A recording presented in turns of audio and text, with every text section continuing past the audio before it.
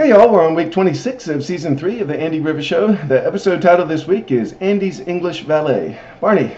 Aunt Dee is leaving town for a few days, and she's all worried about leaving Andy and Opie alone.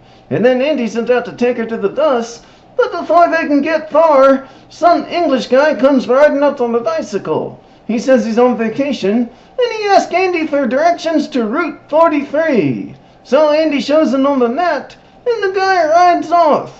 And then you see that same guy riding his bike while he's reading the map, and he's not paying attention, and he causes an accident. A truck runs into some pallets. And so I'm running in the courthouse to Andy, and I say it was chaos. Pandemonium. Bike riding and not reading at the same time, he practically turned the area into a disaster area.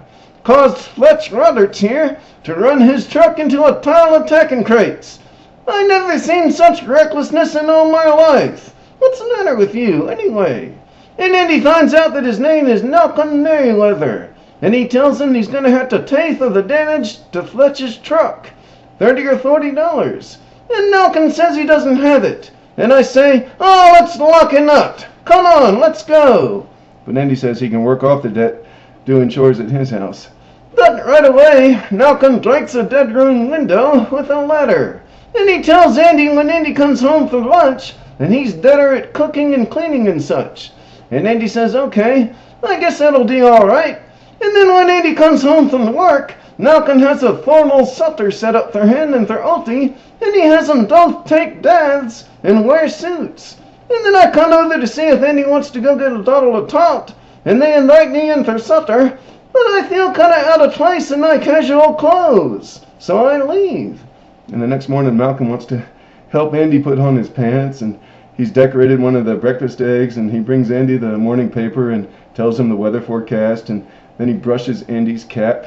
And Andy tries to sneak off before he can get any more of this special treatment, because it makes him uncomfortable. But then Malcolm is out holding the car door for him, and Andy tells him this is altogether unnecessary. But then Malcolm puts a blanket over his knees in the car anyway. And then when I take Andy home that night, I tell him, well, Ange, if he makes you all that uncomfortable, why don't you just come right out and tell him?